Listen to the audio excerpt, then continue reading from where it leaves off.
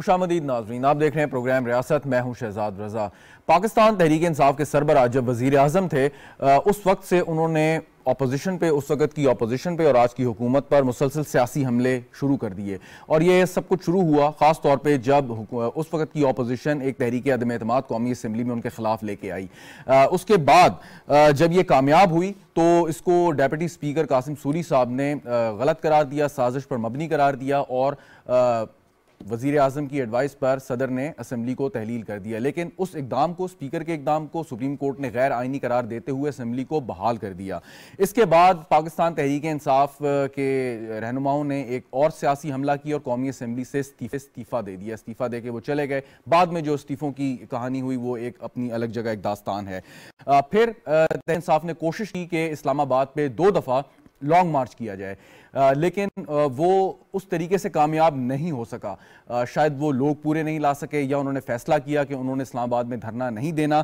उसके बाद एक और सियासी हमला किया गया जिसमें सूबाई असम्बलियों की तहलील शामिल थी।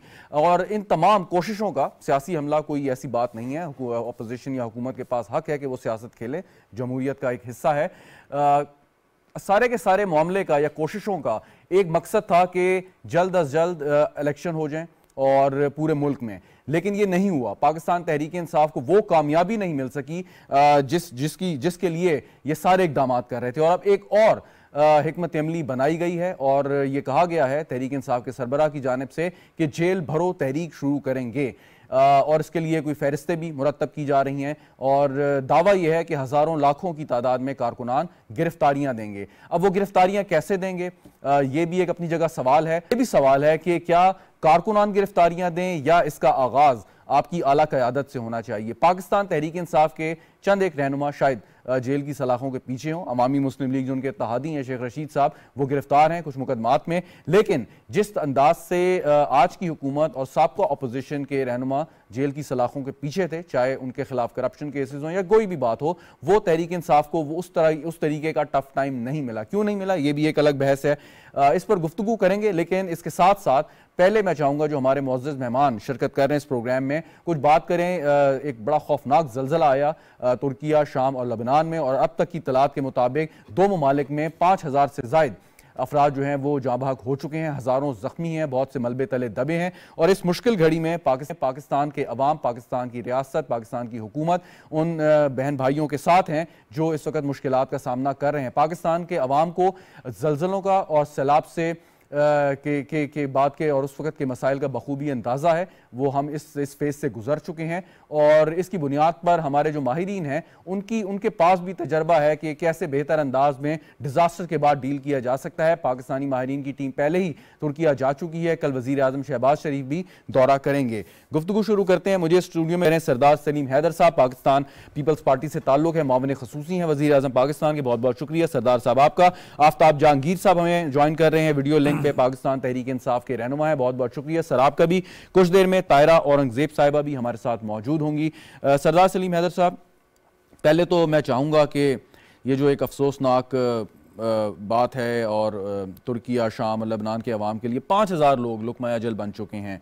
अब ये ऐसी चीज़ है कि जिस पे किसी इंसान का कंट्रोल नहीं है। कंट्रोल ये है कि आप किस तरीके से नुकसान को कम कर सकते हैं या ऐसे डिज़ास्टर के बाद कैसे लोगों के लिए रिलीफ और रिहैब का काम कर सकते हैं। पाकिस्तान की टीम गई है वहाँ पे, क्या पैगाम देना चाहेंगे कि इस वक्त हम खुद भी मुश्किलात से दो चार हैं, लेकिन हमारा असूल है बहैसियत मुसलमान और पाकिस्तानी के पहले अपने भाई की मदद हम करना चाहते हैं। बिस्मिल्लाहिर्रहमानिर्रहीम। देखें, तुर्की में जो ज़लज़ला आया इंतहाई अफसोसनाक है, लेकिन अल्लाह की तरफ से एक भेजी हुई आफत है, उसे कोई रोक नहीं सकता, अल्लाह के काम है। तुर्की से हमारा एक इस्लामी दुनिया का मुल्क होने के हवाले से तो भाइयों वाला रिश्ता है ही है। तुर्की और हमारे जो तल्लुकात हैं पाकिस्तान के, वो हमेशा से बहुत ही आउटस्टैंडिंग रहे। और तुर्की में अभी भी आप देखें कि गो कि पूरी दुनिया में कुछ टाइम से मुश्किल हालात हैं पाकिस्तानियों के लिए, लेकिन तुर्की के अवाम भी और तुर्की की हुकूमत भी पाकिस्तानी अवाम को बड़ी मोहब्बत प्यार की निगाह से भी देखते हैं और बड़ा उनको वेलकम भी करते हैं अपने मुल्क में और बड़ी इज़्ज़त और एहतराम भी देते हैं। तुर्की पे आने वाला ये जो कुदरती आफत है, इसके लिए पाकिस्तान पूरी तरह तुर्की के अवाम के साथ है, हुकूमत के साथ है और हमारे एक्सपर्ट जो है वो वहाँ पे पहुँच भी चुके हैं। और हुकूमत पाकिस्तान, प्राइम मिनिस्टर साहब ने और वज़ीर ख़ारजा साहब ने अपने हम मनसबों से बात भी की और उनको अपनी खिदमात जो है वो भी पेश की। और इंशाअल्लाह पाकिस्तान पूरी तरह तुर्की के अवाम के साथ है और प्राइम मिनिस्टर साहब जा भी रहे हैं और इंशाअल्लाह जो कुछ हो सका, क्योंकि पाकिस्तान में आप देखें तो कुदरती तौर पे आफात जो है वो हर साल दूसरे साल बाद, कभी सैलाब, कभी ज़लज़ला, इससे पहले दहशत गर्दी, तो बहुत सारे ऐसे मामलात हैं जिन पे हमारे लोग जो हैं वो ये मुश्किलात देख देख के हमारे एक्सपर्ट जो हैं उसमें काफ़ी महारत रखते हैं। अच्छा, ये पाकिस्तान जैसे आपने खुद कहा कि मुआशी चैलेंजेस का शिकार है, लेकिन हम जितने मर्जी प्रॉब्लम का शिकार हो, हमारी कोशिश होती है कि अपने जो भी हमारे वसाइल हैं उसमें से काट के अपने, जैसे आपने बात की कि हमारे भाई हैं तुर्की के अवाम और बड़ी इज्जत है पाकिस्तानियों की तुर्की में, उनकी मदद करें। एक रिलीफ फंड भी कायम किया है। तो लोग कहते हैं कि जी पाकिस्तान में मसाइल थोड़े हैं कि जी हम उनकी मदद करें, तो इस पर भी ज़रा थोड़ी सी रोशनी डालिएगा कि इस वक्त एक जेस्चर देने की भी ज़रूरत नहीं है हमें। देखिए, ये तो कोई बात नहीं है ना, जो लोग ये कहते हैं वो तो अपने मज़हब की भी तौहीन करते हैं, क्योंकि अल्लाह और अल्लाह के रसूल ने बताया है, हमारे तो बड़े जो हैं वो अपना पेट काट के जो है वो गरीबों को खाना खिलाते थे, खुद भूखे रहते थे। तो ये कोई बात नहीं है, हम पूरी तरह वो हमारे मुसलमान भाई हैं और फिर मौजूदा सूरत हाल में हमें इस चीज़ की ज़रूरत भी है। और तुर्की, जैसे आपने ख़ुद कहा, एक बहुत बड़ा इज़्ज़त एहतराम वाला रिश्ता है।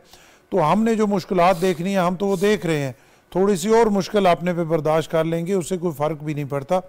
तो तुर्की की अवाम के साथ हमें शाना बशाना खड़ा भी होना है, उनकी सपोर्ट भी करनी है और उनकी जो हम मदद कर सकते हैं उसमें भरपूर तरीके से शामिल होना हमारे लिए बहुत ज़रूरी है। बिल्कुल ठीक। आफ्ताब जहांगीर साहब, इस मौजू पे कुछ कहना चाहें, अपना कोई पैगाम देना चाहें? और इसके साथ साथ पाकिस्तान तहरीक इंसाफ हमेशा से दावा करती है कि वो बहुत ज़्यादा इस काम में माहिर हैं कि फ़ंड रेजिंग में, और इस किस्म के कोई डिज़ास्टर हो जाए तो उसके लिए लोगों को मोबिलाइज कर सकते हैं। तो हुकूमत में हो या ना हो, अगर आपका इंफ्रास्ट्रक्चर है, आपकी फॉलोइंग है, तो आप अपने तौर पर भी कोई मुहिम चला सकते हैं कि उन लोगों की मदद की जा सके। जी, बहुत शुक्रिया, आपने मुझे अपने प्रोग्राम में मौका दिया। और राजा साहब जो कि मेरे साथ गुफ्तगू में शरीक हैं, उनको मेरा सलाम।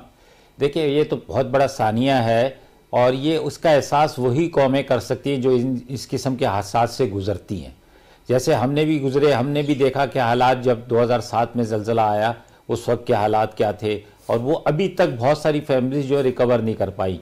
अच्छा, इसी तरह मैं, क्योंकि मेरा थोड़ा सा एक्सपीरियंस है कि मैंने बहुत सारे झटके बर्दाश्त किए हैं ज़लज़ले के, क्योंकि मैं जापान में कुछ अरसा रहा था, तो वहाँ पे किसी वक्त भी अचानक ज़लज़ला आ जाता था, हम डर जाते थे कि ये क्या हुआ। तो ये एक बड़ा दहशतनाक एक माहौल बन जाता है। और जहाँ तक तुर्की के अंदर और शाम के सरहदी सूबे के अंदर ये ज़लज़ला आया, और ये एक दफ़ा नहीं आया, 2-3 दफ़ा, कुछ घंटों के फ़र्क से 2-3 दफ़ा आया, और इसमें काफ़ी जानी नुकसान हुआ। ये जब हकीकत सामने आएगी तब पता चलेगा कि कितना जानी नुकसान हुआ है। जहाँ तक आपने सवाल किया, बिल्कुल सही बात है कि हर मुश्किल वक्त में हम क्योंकि जिस्म के मानिंद हैं मुसलमान, और तुर्की के साथ हमारा बड़ा खुसूसी ताल्लुक़ भी है, क्योंकि मुझे थोड़ा सा मौका मिला कि तुर्की के सदर के करीब से देखने का, जब वो पाकिस्तान आए थे और मुश्तरका पार्लियामेंट से उन्होंने खिताब किया था, तो उनके जो जेस्चर था वो मैंने देखा। उसके बाद भी मैं काफ़ी वफूद के साथ मिलता रहा, क्योंकि मैं पार्लिमानी सेक्रेटरी था मजहबी उमूर का, तो तुर्किश लोगों से मुलाकातें रहीं तो बहुत अच्छा मुझे फीलिंग होती थी। देखिए, इस वक्त सबसे पहला काम करने का ये है कि जी जितने भी हम, देखिए हुकूमत की इस वक्त बहुत सूरत हाल बहुत पेचीदा है और माशी सूरत हाल पाकिस्तान की ठीक नहीं है, तो लेकिन इनफरादी तौर पे लोग बड़े खुशहाल हैं।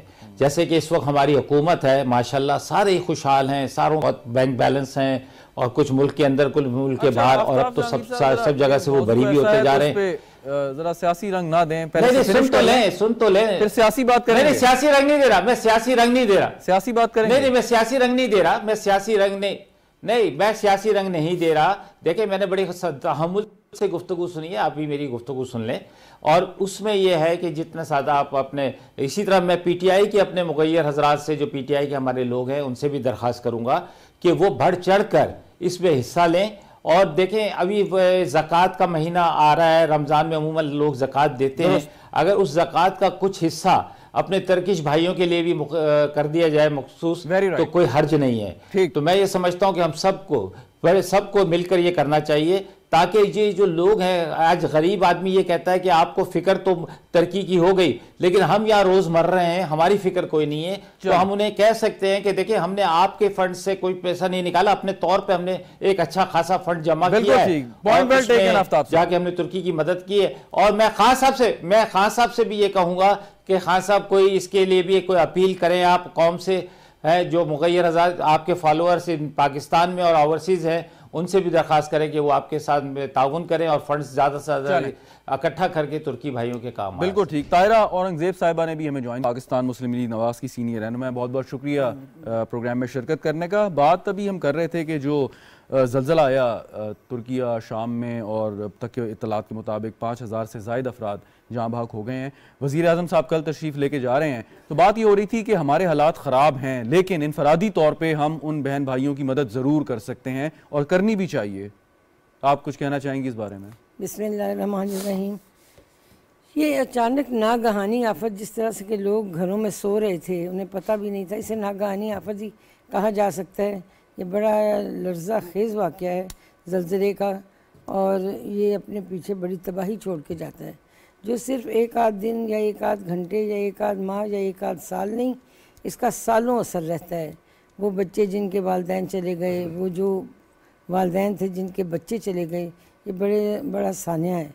लेकिन सबसे बड़ी खुशाइन बात यह है कि प्राइम मिनिस्टर पाकिस्तान ने बावजूद इसके कि पाकिस्तान माशी तौर पे इस वक्त स्टेबल नहीं है इतना, और हम अपने लोगों को इतना रिलीफ नहीं पहुंचा सक रहे, जैसा कि महंगाई का तूफ़ान है। अब हम कोशिश कर रहे हैं। आज प्राइम मिनिस्टर साहब ने ऐलान किया कि यूटिलिटी स्टोर्स पे जो रोज़मर्रा की अशिया थी उन पर सब्सिडी दी गई, और इंशाअल्लाह ताला कल से वो अशिया सस्ती मिलेगी।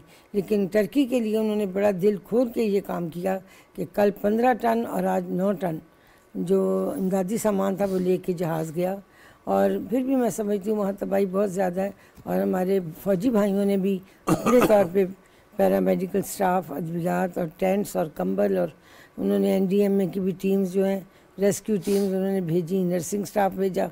ये बहुत अच्छी बात है कि मुसलमान भाइयों में एक दूसरे के लिए जज्बा खैर सगाली होना चाहिए, क्योंकि इसी से हम उनका मदावा तो हम नहीं कर सकते, लेकिन उनकी मुश्किलात में कदरे कमी कर सकते हैं और कमी ला सकते हैं, और ये हमारा फ़र्ज़ भी बनता है और ये टर्की का हक़ भी है।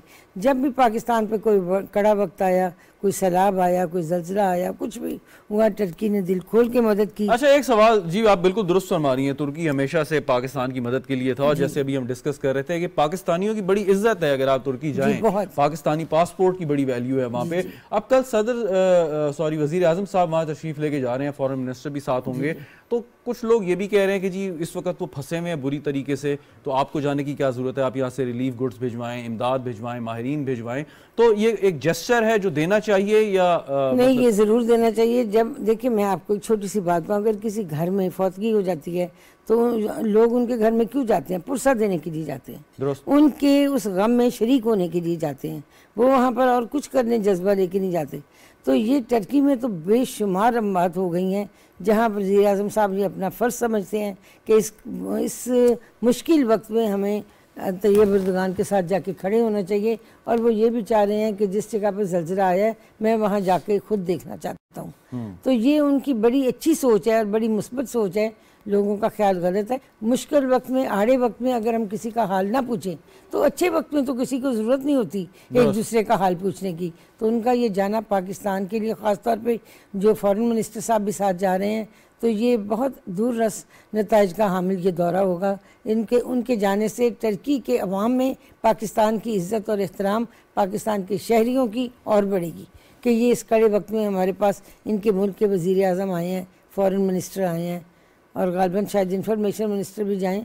तो ये है कि इस तरह जाने से लोगों का जो हौसला बढ़ता है।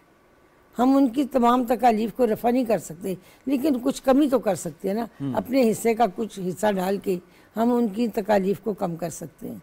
बिल्कुल तकालीफ को कम कर सकते हैं। ओवरसीज़ पाकिस्तानियों का बड़ा किरदार सरदार साहब रहा है पाकिस्तान में और अभी तक है कि हमारी इकोनॉमिक लाइफ लाइन है, और ओवरसीज़ पाकिस्तानियों को भी इनकरेज किया जा सकता है कि वो जो चैरिटी करते हैं अपने अपने ममालिक जहाँ रह रहे हैं उसके बजाय अगर वो डाइवर्ट कर दें कुछ अरसे के लिए तुर्की और शाम के अवाम के लिए। बिल्कुल सही कह रहे हैं जी, इस पे ज़रूर काम होना चाहिए। और वैसे भी पाकिस्तानी कौम जो है ना, आप देखें तो चैरिटी के हवाले से दुनिया में जो वैसे तो बहुत बहुत अमीर लोग हैं, लेकिन बहसीयत कौम पाकिस्तानी कौम जो है वो पहले 1-2 नंबर पे आती है कि चैरिटी के हवाले से, ज़कात के हवाले से पाकिस्तानी लोग जो है दिल खोल के अतियात देते हैं। चाहे आप किसी मुल्क में जाके देख लें तो यहाँ पाकिस्तान में भी बहसीयत पाकिस्तानी मुसलमान होने की हैसियत से लोग बड़ा ज़बरदस्त तरीके से ज़कात जो उन पे लागू होती है उससे बढ़ के लोग देते हैं। और यकीनन ओवरसीज़ जो हमारे भाई हैं वो बाहर के मुल्कों में बैठ के भी अपने मुल्क के लिए भी अतियात जो है वो ढेरों की तादाद में भेजते हैं। और यकीनन इसमें कोई शक शुबे वाली बात नहीं है, तुर्की के हवाले से भी हमारे ओवरसीज़ पाकिस्तानी जो है वो उसमें भरपूर हिस्सा लेंगे और हम अपनी मिनिस्ट्री के हवाले से भी इस पे इंशाल्लाह अपना हिस्सा शामिल करेंगे, अपने ओवरसीज लोगों को उसमें शामिल करने के लिए। चलें, डॉक्टर फुरकान हमीद साहब हमें ज्वाइन कर रहे हैं तुर्की से, हेड ऑफ उर्दू सर्विस हैं TRT के। बहुत बहुत शुक्रिया डॉक्टर फुरकान हमीद साहब। अभी ज़रा थोड़ी सूरत हाल बताइएगा, क्या है मतलब डेथ टोल बढ़ती जा रही है और इस वक्त कुछ अपडेट करें हमें, क्योंकि आप तो आपकी आंखों देखा हाल है सारा वहाँ पे इस वक्त। हाँ जी, अस्सलाम वालेकुम जी। हाँ, देखा जाए इस वक्त सूरत हाल बड़ी गंभीर है। इसलिए गंभीर है कि तुर्की के 10 बड़े सूबे जो हैं, 10 बड़े शहर जो यहाँ पे जो सूबे जो हैं वो शहरों के लिहाज से तकसीम किए गए हैं, इंतजामी सूबे हैं, शहरों की तरह डिवाइड हैं। वो 10 सूबे जो हैं जिसमें से मार्दिन है, गाजियान्तेप है, दियारबकर है, उर्फा है, ये सब सूबों में ज़बरदस्त किस्म का जो है वो जानी नुकसान हुआ। इस वक्त तक जो है 3500 के करीब जो है अफराद जो जाँ बाक हो चुके हैं, जबकि मजीद अमवात का खदशा जाहिर किया जा रहा है। इस वक्त तक 22,000 अफराद जो है वो जख्मी हैं, जबकि 6,000 के करीब जो बड़ी बड़ी इमारतें हैं जिसे आप कह सकते हैं कि प्लाजा टाइप इमारतें हैं वो मनहदम हो चुकी हैं। इन 10 बड़े सूबों में इस वक्त सूरत हाल बहुत गंभीर है। डॉक्टर साहब, तुर्की जो है वो मतलब एक तरक्की याफ्ता मुल्क है, बहुत ज़्यादा वहाँ पे डेवलपमेंट हुई है, लॉज बहुत ज़्यादा फॉलो किए जाते हैं। तो मैं एक सवाल ज़रूर करना चाहूँगा कि इतनी बड़ी तादाद में जो इमारत घिरी हैं तो इनके जो बिल्डिंग बाय लॉज हैं वो उसके बारे में आप क्या कहेंगे कि क्या ये इमारतें उनके मुताबिक नहीं बनी हुई थी या ज़लज़ले की शिद्दत इतनी थी कि उसके सामने कुछ भी खड़ा ना हो सका?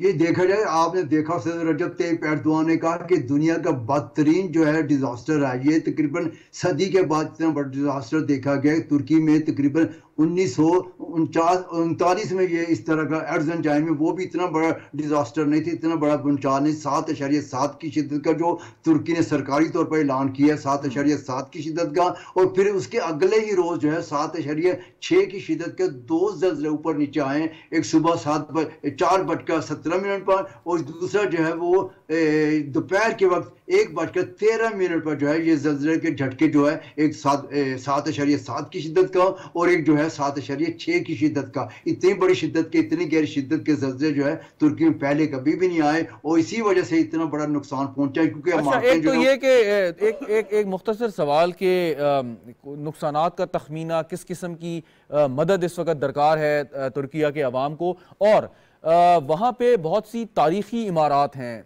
इस्तांबुल को छोड़ें बाकी जगहों पे भी आप जाएं, उनको तो नुकसान नहीं पहुँचा कोई?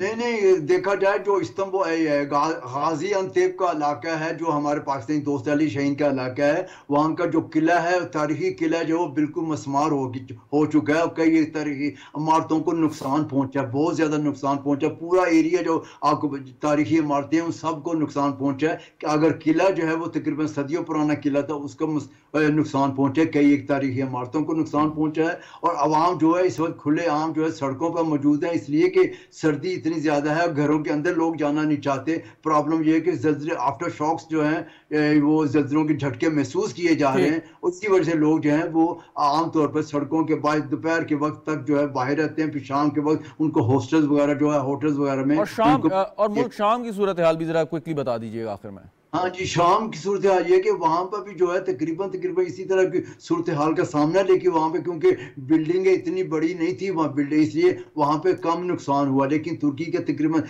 10 बड़े सूबों 10 बड़े शहरों में ज्यादा नुकसान होने की वजह से वहां पे तकरीबन 2000 के करीब अफराद बहुत शुक्रिया। बहुत शुक्रिया डॉक्टर फुरकान हमीद, हमारे साथ आप मौजूद थे। अब कुछ बातें हैं पाकिस्तानी सियासत की और पाकिस्तान तहरीक इंसाफ के इस नए फैसले की। आफ्ताब जहांगीर साहब, आपसे मैं आगाज करता हूं कि ये जेल भरो तहरीक क्या है, जरा इसको थोड़ा सा एक्सप्लेन अगर आप करना चाहें। अच्छा देखें, जेल भरो तहरीक ये है कि जब आप बोलते हैं तो आप जेल में जाते हैं, गद्दारी का मुकदमा लग जाता है। अभी तक जो आपने शुरू में एक बयानिया अपना स्टार्ट किया था उसमें आपने कहा था, तो मैं ये सिर्फ फ़र्क बताना चाहता हूँ कि माजी के अंदर जो PDM की जमातों के साथ हुआ वो हमारे मुकदमात नहीं थे, वो हमारे से पहले के मुकदमात थे और नैब ने किए थे। वो थे करप्शन फॉर मनी करप्शन जो पाकिस्तान के साथ हुई थी। और हमारे यह है कि हमारे अगर फवाद चौधरी को पकड़ा तो इसलिए पकड़ लिया कि आपने मुंशी क्यों कहा। हालांकि मुंशी एक बड़ा अच्छा नाम है, बाइज्जत नाम है। पाकिस्तान के एक अटॉर्नी जनरल गुजरे हैं, काफ़ी अर्सा तक वो अटॉर्नी जनरल रहे, अजीज़ अहमद मुंशी। वो अपने नाम के साथ मुंशी लगाते थे। इसी तरह बहुत से लोगों को हमने देखा कि वो अपने नाम के साथ जिस काम के हवाले से वो काम लगाते थे अपना जो भी सर। चलें, मतलब ये है क्या करेंगे क्या इस जेल भरो तहरीक में होगा क्या, मैं ये पूछना चाह रहा था। तो आप अच्छा मैं आपको बताता हूँ कि मैं आपको साथ ले जाकर बात आप मेरी मुकम्मल तो होने दें। यही तो मसला हो गया अब हमारे साथ कि हमें 3 फरीकों से बात करनी पड़ती है, समझे ना। देखिए बात यह है कि हमने ये इसलिए किया है कि जब आप कोई हम ये पुरअमन एहतजाजों में शामिल होती है सारी चीज़ें कि हम एहतजाज करेंगे, रोड पर भी करेंगे, हम रैलियां भी निकालेंगे, हम लोगों के पास भी जाएंगे और हम जेलों में भी जाएंगे ताकि ये पता चले कि जी आपकी ये ख्वाहिश है हम पूरी कर रहे हैं। राना सनाउल्लाह साहबा की साहब की वो तो जेल कैसे जाएंगे? अगर आपको कोई गिरफ्तारी ना करना चाहे तो जेल कैसे जाएंगे? सर हम बाहर बैठ जाएंगे। चले हम बाहर बैठ जाएंगे। और मेरे साथ तो मजे की बात आपको बताऊं कि मेरे हल्के के लोग कहते हैं कि आफ्ताब भाई मैं भी जाऊंगा, मेरी बीवी और मेरे बच्चे भी जाएंगे। सुना है थाने में जेल में 2-3 टाइम का आजकल अच्छा खाना मिलता है। अच्छा तो एक सवाल और फिर आगे आफ्ताब जहांगीर साहब एक सुन तो ले आप नहीं सुन तो ले। आपने कहा कैसे जाएंगे, मैं वही बता रहा हूं, मैं आपको तरीका वो बता रहा हूं कि हम जाके जेल के आगे बैठ जाएंगे और वहां पे नारे लगाएंगे मुंशी मुंशी मुंशी, आप पकड़ के हमें बंद कर दीजिएगा। चलें, अच्छा एक सवाल सुन लीजिएगा और उसका जवाब दीजिएगा ताकि मैं आगे बाकी मेहमानों से उनका कमेंट ले लूं कि असूली तौर पे तो जो सबसे आला क़यादत है आगाज तो वहां से होना चाहिए, तो ये कारकुनों की फहरिस्तें क्यों बना रहे हैं? देखें ये तो हम कारकुनों की फहरिस्त बनाने, इसमें तो कोई आपको वो नहीं है। फवाद चौधरी ने कहा जेलम में सबसे पहले गिरफ्तारी मैं पेश करूंगा, समझे ना। इसी तरह कराची में जब आएंगे तो कराची के जो MP MNAs हैं वो अपनी गिरफ्तारियां पेश करेंगे, जो साबिक गवर्नर हैं वो भी अपनी गिरफ्तारी पेश करेंगे। मैं भी करूंगा। अगर आप समझते हैं कि पाकिस्तान या नहीं क्या कि वो गिरफ्तारी पहले देंगे, ये ऐसा नहीं होता कि इमरान आपका टारगेट इमरान खान नहीं होना चाहिए। आपका इस वक्त जो मौजू होना चाहिए वो पाकिस्तान होना चाहिए, पाकिस्तान की माशी सूरत हाल होनी चाहिए, पाकिस्तान की सियासी सूरत हाल होनी चाहिए, आवाम को परेशानी से निकालने का कोई तरीका आपको मैं वापस आता हूं। आफ्ताब जहांगीर साहब इसी बात पे वापस आता हूं। औरंगजेब साहिबा, जेल भरो तहरीक और फहरिस्तें तैयार हैं और तरीक़ेकार भी बता दिए, जेल के सामने जाएंगे और नारे मारेंगे, फिर गिरफ्तार हो जाएंगे, फिर पता नहीं क्या होगा, आगे क्या होगा वो आप बता दें। आफ्ताब जहांगीर साहब मेरे बड़े मोहतरम भाई हैं। मैं उनको ये बताना चाहती हूँ कि फवाद चौधरी साहब मुंशी मुंशी का नारा लगा के अंदर नहीं गए थे। उन्होंने इलेक्शन कमिश्नर के लिए जो ज़बान इस्तेमाल की, उन्होंने सेक्रेटरी इलेक्शन कमीशन के अहल खाना के लिए, उनके बीवी के लिए, बच्चों के लिए जो धमकाने के बयानात दिए, और फिर जब उन पे अपनी कोई बात पड़ी तो उन्हें बड़ा दुख हुआ। हर एक के बीवी बच्चे अहल खाना उतने ही अजीज़ उसको होते हैं जितने के फवाद साहब को हैं। तो वो अपनी ज़बान की वजह से कानून की गिरफ्त में आए, वो कोई सियासी केस में नहीं गए। ठीक। और ना उन्हें हमारी हुकूमत ने गिरफ्तार किया। उन्होंने एक बात मुंह से निकाली और जो लफ्ज़ कानून की गिरफ्त में आते थे वो दफ़ा लग के उनको अरेस्ट कर लिया गया।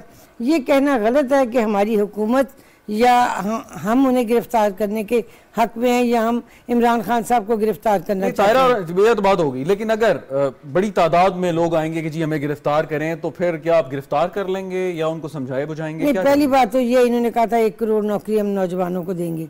1 करोड़ नौकरी तो दे नहीं सके, अब क्या नौजवानों की वे रिश्ते बना के उन्हें जेल भिजवाएंगे?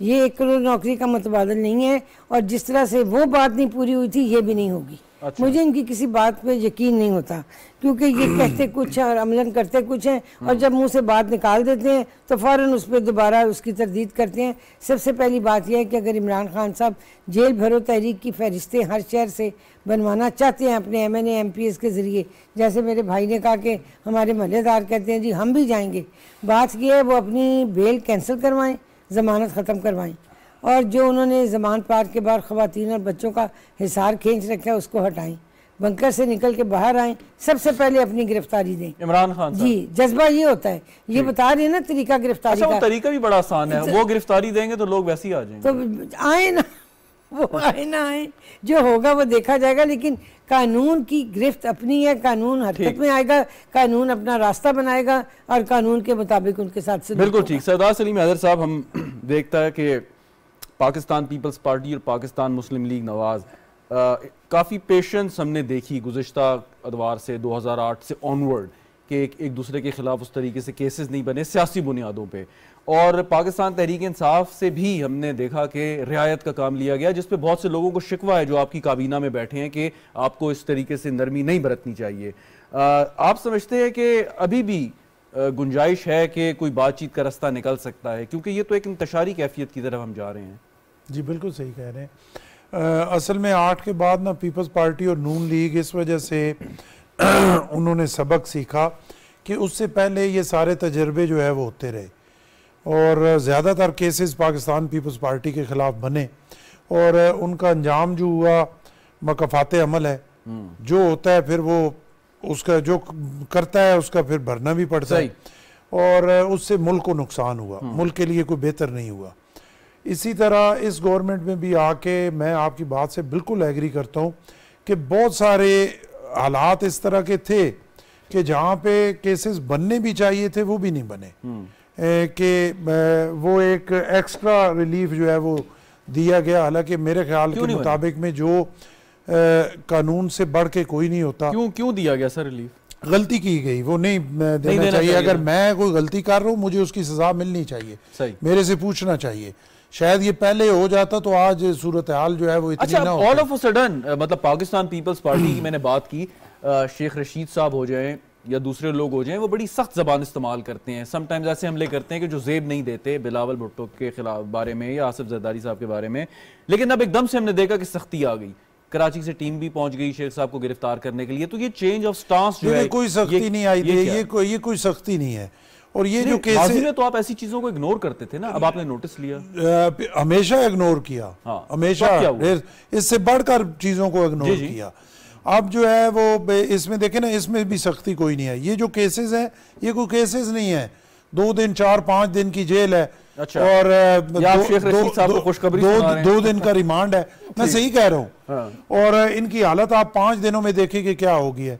शेख साहब जो है वो बोंगियां मार मार के उन्होंने क्या हालत बनाई हुई थी, और वहां पे वो पुलिस वाले के गले लग के उन्होंने रोना शुरू कर दिया। टाइम तो ये तो इनके लिए भी ट्रेलर है सिर्फ। अच्छा। इनके जो मामलात हैं अगर उन पे प्रॉपर केसेस बने तो फिर मैं पूछूंगा कि ये केसेस हैं। ये कोई केसेस नहीं है, ये तो बेलेबल ऑफेंस है, छोटी छोटी FIR हैं जो इनकी ज़बान की वजह से हो रही हैं। और आप देखें कि इनकी, जैसे आपने खुद कहा, अब शेख साहब जो गुफ्तगू इससे पहले करते रहे और अभी जब वो गिरफ्तार हुए उस वक्त उन्होंने जो गुफ्तगू की, और मुसलमान है और वहाँ पे कलमा पढ़ दिया कि मैंने कभी सारी जिंदगी नशा की नहीं। चलें ठीक, एक सवाल फिर आफ्ताब जहांगीर साहब के पास जाता हूँ कि लोग अब ये बात कर रहे हैं कि इसलिए उन केसेस पर मतलब ज़्यादा जोश नहीं दिखाया गया या काम नहीं किया गया, या जिन चीज़ों पे सज़ा मिल सकती थी उन पर नज़रअंदाज किया गया या नरमी बरती गई, कि क्योंकि हुकूमत चाहती थी कि इंतशारी कैफियत ना हो, ये समझ जाएं और कोई मुज़ाकरात का रास्ता आ जाए। अगर कानून को बिल्कुल लेटर एंड स्पिरिट में इम्प्लीमेंट किया जाता तो शायद सूरत हाल मुख्तलिफ होती है। ओपिनियन एक है PDM की हुकूमत के बारे में। देखिए मैं आपसे जैसे मैंने पहले आपको कहा बिल्कुल ठीक है कि मुल्क के हालात ये नहीं थे कि आपके कोई केसेस बनाएं या इंतशारी कैफियत की तरफ जाएं, क्योंकि मुल्क को ज़रूरत ये थी कि तमाम पॉलिटिकल पार्टीज अपनी ज़िम्मेदारी का एहसास करते हुए बैठें, अपना सर जोड़ें। और एक जमहूरियत है, अक्सरियत की गेम है, जिसके पास उस असम्बली में अक्सरियत होगी। खान साहब के पास अक्सरियत थी, वो प्राइम मिनिस्टर बन के बैठे रहे। यही अभी जो आफ्ताब जहांगीर साहब भी मेरे भाई कह रहे थे कि 3 जगह पे हमें गुफ्तगू करना पड़ती है, तो इससे पहले देखे ना ये 3 जगह इनके साथ थी। 11 पार्टीज जो अभी नून और पीपल्स पार्टी के साथ आई हैं, वो 11 की 11 इमरान खान साहब के साथ थी। अब इन्होंने इतना वो जमहूरी रवैया अपनाया और इतना मैं कहूँगा कि इसका फिर अब मैं लफ्ज़ों में क्या इस्तेमाल करूँ कि मैं इनकी नालायकी कहूँगा कि इन 11 में से एक को भी अपने साथ इन्होंने खड़े। ठीक, चलें। आफ्ताब जहांगीर साहब, मैंने जैसे पहले अपने इब्तदाइया में कहा कि आपने अपनी हिकमत अमली यानी तहरीक इंसाफ ने मुसलसल जारी रखी, तब्दील करते रहे, असम्बलियों की तहलील, इस्तीफे, उसके बाद फिर लॉन्ग मार्च और अब जेल भरो तहरीक। तो इससे जो आप मकसद हासिल करना चाहते थे वो हासिल नहीं हो सका, इसकी क्या वजह आप समझते हैं? कि असूलन तो ये होना चाहिए था कि इतने भरपूर तौर पे आपने अगर सियासत खेली है तो मकसद अचीव हो जाता है, लेकिन वो नहीं हुआ, क्या वजह रही? अच्छा जी, पहली बात तो जो मैंने 3 की बात की थी ना, 3 तो वो मैंने बात ये की थी कि 2 तो एक पीपल्स पार्टी और एक नून, हालांकि दोनों एक ही पार्टी हैं इस वक्त। अच्छा। और उसके बाद तीसरा जो था मेरे नजदीक वो था जी नहीं, इस वक्त तो एक है ना, इस वक्त तो एक है ना, इसमें तो इनकार है। इसलिए तीसरा फरीक में जो कहता हूँ वो मैं एंकर को कहता हूँ, मैं होस्ट को कहता हूँ। अच्छा देखिए, बात ये बड़ी बदकिस्मती है हमारे मुल्क की कि जब कोई हुकूमत में होता है तो हमारा मीडिया, ख़ास तौर पर नेशनल मीडिया जो है, उसकी सारी तवज्जो जो है उसकी तरफ मुतवज्जल हो जाती है और वो उनकी ज़ुबान बोलने लगते हैं, चाहे अच्छी है या बुरी है। और लेकिन हक और सच की बात करनी चाहिए कि मुझे ये बताएं, क्या पीपल्स पार्टी और नून लीग एक साथ चल सकते हैं? अब ये तो वो आज जनरल मुशर्रफ को मेरे घर के बराबर में कब्रिस्तान के अंदर, आर्मी कब्रिस्तान में तदफीन हुई है आज परवेज मुशर्रफ की जी। बेनजीर साहबा को एक इंटरव्यू आजकल बड़ा फेसबुक में वायरल हुआ है कि वो इंटरव्यू देते हुए कह रही हैं कि 10 दफा भी या कितने दफा भी मुझे चूज करना पड़ेगा तो मैं नवाज शरीफ के मुकाबले में जनरल परवेज मुशर्रफ को चूज करूंगी, क्योंकि वो बेहतर है। और जो पूरा इंटरव्यू आपको पता है, तो इसलिए देखिए ये बात वो इंटरव्यू जो है एक हो गया है आफ्ताब जहांगीर साहब, वो चार्टर ऑफ डेमोक्रेसी से पहले वो फेक है, वो जब का भी है, वो जब का भी है, वो दिल की बात है, वो दिल की बात है, समझे? नहीं, बाद में रियलाइज तो इस तरह तो बड़ा कुछ रियलाइज होगा, अभी आगे चल के देखते जाए।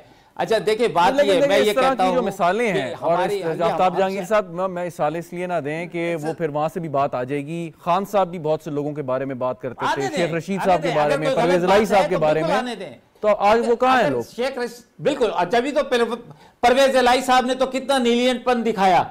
कई दफा आपके मीडिया में आए, ब्रेकिंग न्यूज चल गई कि जी परवेज इलाही साहब ने ये बोल दिया, और बेचारों के घरों की चादर और चार दीवारी का ये आप हाल कर रहे हैं। नहीं, कि मैं कह रहा हूं खान साहब के ख्यालात थे परवेज इलाही साहब के बारे में, शेख रशीद साहब के बारे में, वो भी याद रखें। अगर आप कहते हैं कि बीबी का इंटरव्यू था कि मियां साहब के साथ नहीं चल सकते, मैं इसके साथ नहीं बैठ सकता, बिल्कुल होंगे सर, बिल्कुल होंगे, मैंने तो कभी इनकार नहीं किया। अच्छा, मैंने ये इनकार नहीं किया। अच्छा चलें, coming back to the original point Aftab साहब, आफ्ताब साहब जो सवाल था कि आपने मतलब जो भी अभी तक हिकमत अमली रही, मकसद ये था कि जल्द अज जल्द इलेक्शन हो, वो नहीं हो सके, ये कामयाब क्यों नहीं? कामयाब रहे जी सर। अच्छा देखें, अच्छा मैं आपको बताता हूं, उसमें अब सब में कामयाब रहे, अवाम ने भरपूर हमारा साथ दिया। छोटे छोटे 3-3 महीने के बच्चे लेकर वो एहतजाज में शरीक हुए, जिस एहतजाज में गोलियां भी चली और शेलिंग भी हुई, आपके मीडिया की आंखों ने सब ने कवर किया इसको।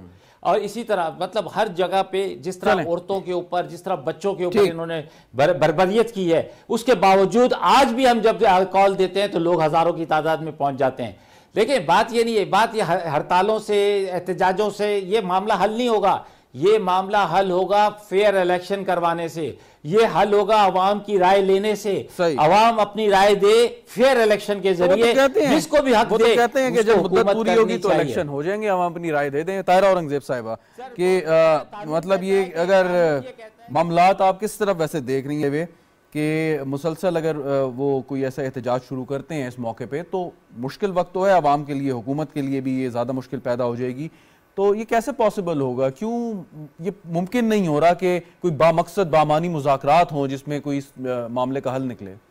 ये पीटीआई वाले बामानी मुज़ाकरात के हक में है नहीं। वो कहते हैं मैं दावत ही नहीं देते। देखिए मेरी बात सुने, जब अपोजिशन लीडर शहबाज शरीफ साहब थे तो उन्होंने असेंबली के फ्लोर पे कहा कि हम माशी खुशहाली के लिए एक चार्टर साइन करते हैं। जी बिल्कुल। तो इमरान खान साहब ने कहा कि जी मैं तो इन्हें अपोजिशन लीडर ही नहीं मानता, कौन से मुज़ाकरात, कौन से डायलॉग्स। अब ज़िमनी इलेक्शन हुआ, 9 सीटें उन्होंने जीती, कराची से 1 सीट हारे और उन्होंने कहा जी ये 1 सीट का नतीजा मैं तस्लीम नहीं करता। इमरान साहब की एक फितरत बन चुकी है कि जो फैसला उनके हक में उन्हें औरंगजेब साहब बात मुकम्मल कर लें फिर आपकी जाने बात कि वो 1 सीट जो कराची से उनके पास नहीं आई, उन्होंने कहा इसका जो या धांधली हुई है और मैं इस नतीजे को तस्लीम नहीं करता।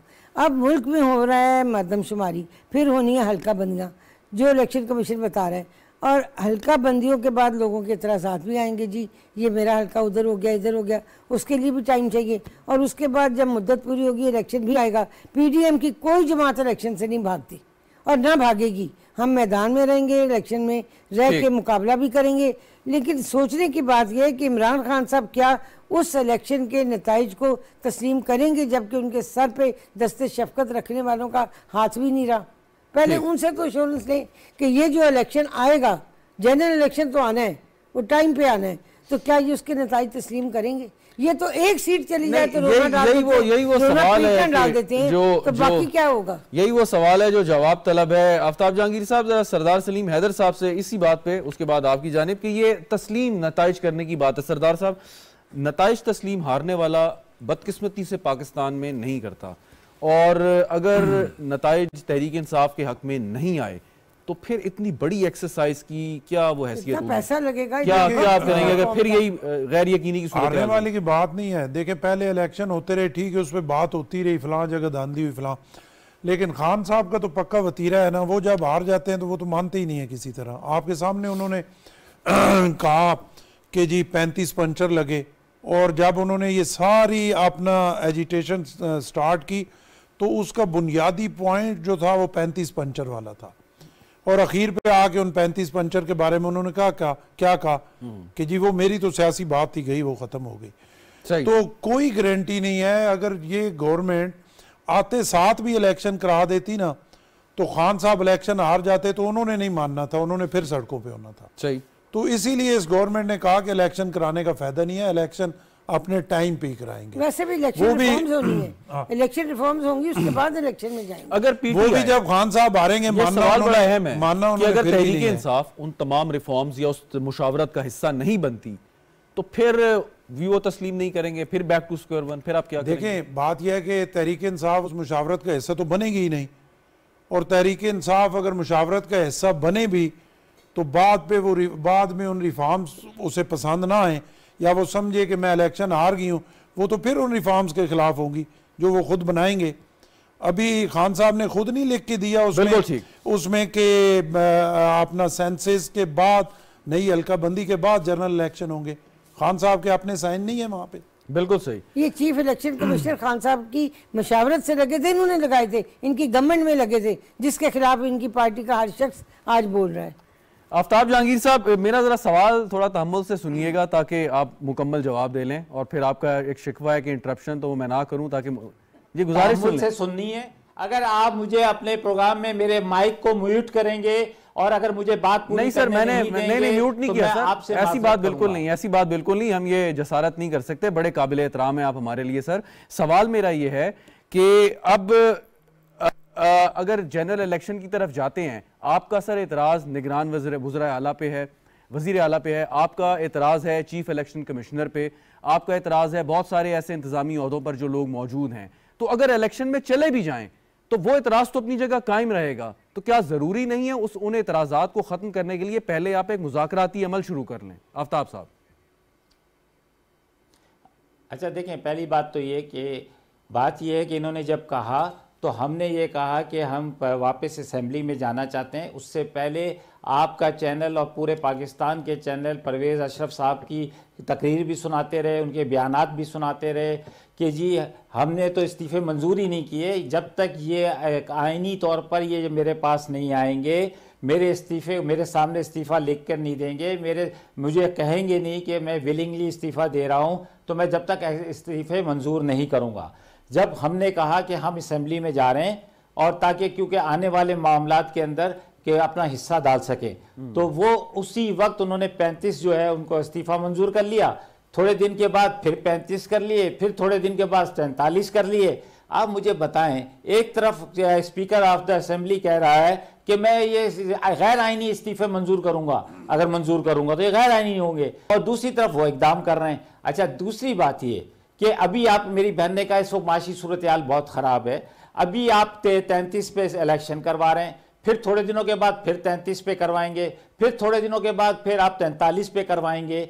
अच्छा, इस पे 100 सवा 100 ये आपके पास पंजाब आइन का तकाजा है, वो तो कराने। सर बात तो सुन लें, आइन का तकाजा जो है वो भी तो मैं आपको बताता हूं। आइन का तकाजा क्या है, वो ये है कि जनाब फिर आप पंजाब और केपीके के अंदर कराएंगे है, फिर इसी तरह सिंध असेंबली के जो हमारे एमपीएज है वो इस्तीफा दे देंगे, तो पूरे पाकिस्तान के अंदर एक इलेक्शन होगा है, और वो उसके बाद दोबारा जो है वो इलेक्शन जो है फिर दोबारा करवाया जाएगा अपने वक्त के मुकर्रर पे।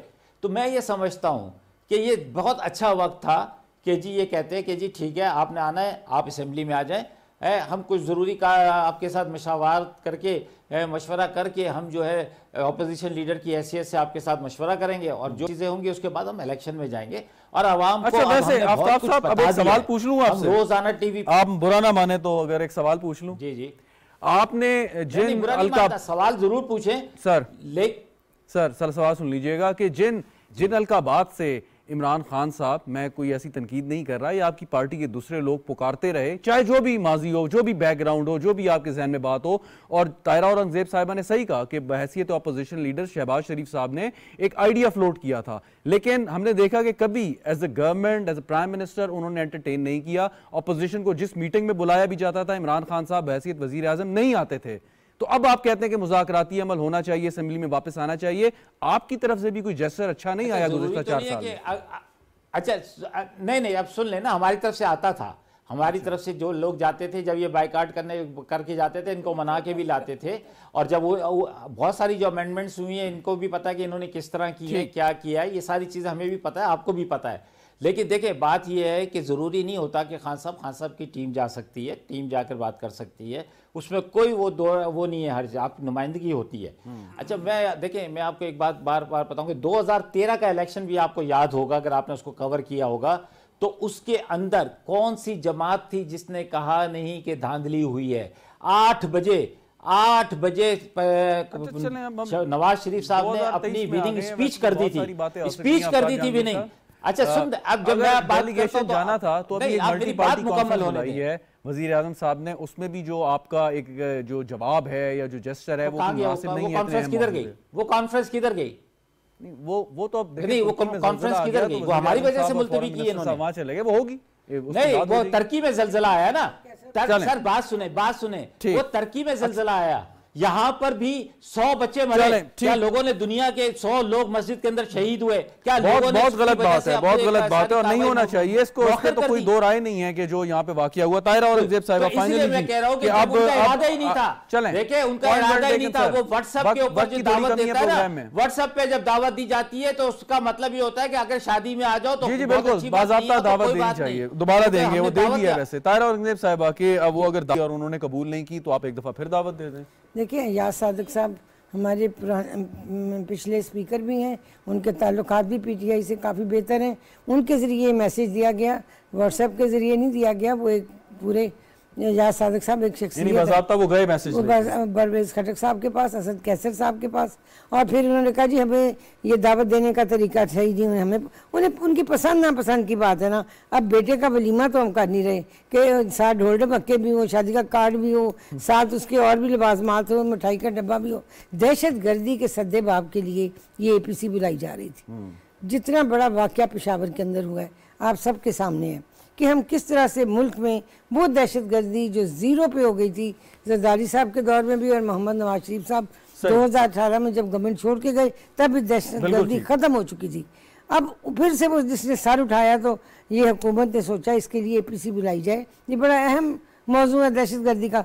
अब उसके लिए ये सोच रहे हैं हम अगर इनको व्हाट्सएप भी छोड़े, हमें बहुत सी इंपॉर्टेंट मीटिंग्स के शादियों के कार्ड व्हाट्सएप पे आते हैं, हम चले जाते हैं। इसको अना का मसला ना बनाएं, ये PTI का एक अना का मसला है। वेरी राइट, ये मैं छोड़ दें और आ जाएं। ठीक, कोई आपके पास ऐसा तरीका है कि आप मना लें, उनको कहें कि आए दहशतगर्दी जैसे मौजू पे हमारे साथ बैठ के कोई बात करें? देखें, खान साहब और PTI जो है सबसे बड़ी, वो अपने आप को इस कौम का मसीहा समझते हैं, तो मेरे ख्याल के मुताबिक तो कोई इतने जिरगे कराने की ज़रूरत ही नहीं है। उन्हें ज़रूर बैठना चाहिए क्योंकि मुल्क का सबसे बड़ा मसला है और इसी मसले की वजह से हम जो है वो एक अरसा दराज तक मुल्क जो है हर लिहाज से वो जो है वो वापस नेगेटिव चलता रहा और रिवर्स चलता रहा, नुकसान होता रहा, माशी तौर पे जानों का हज़ारों शहीद हुए उसमें, तो उसको बड़ी मुश्किल से उस पर काबू पाया। अब दोबारा से वो शुरू हो गया तो उस पर बैठने के लिए मेरा ख्याल है ये बहाने करने की तो ज़रूरत ही नहीं है। उन्हें तो चाहिए था कि वो मुल्क के मफाद किसी की जात का मफाद तो उसमें है कोई नहीं। बहुत शुक्रिया सरदार सलीम हैदर साहब, ताहिरा औरंगजेब साहिबा, आफ्ताब जहांगीर साहब, आपका स्पेशल थैंक यू, आप हमारे प्रोग्राम में तशरीफ लाए। नाजरीन, गुफ्तगू आपने सुनी, प्रोग्राम देखने का शुक्रिया, इजाज़त दीजिए, खुदा हाफिज़।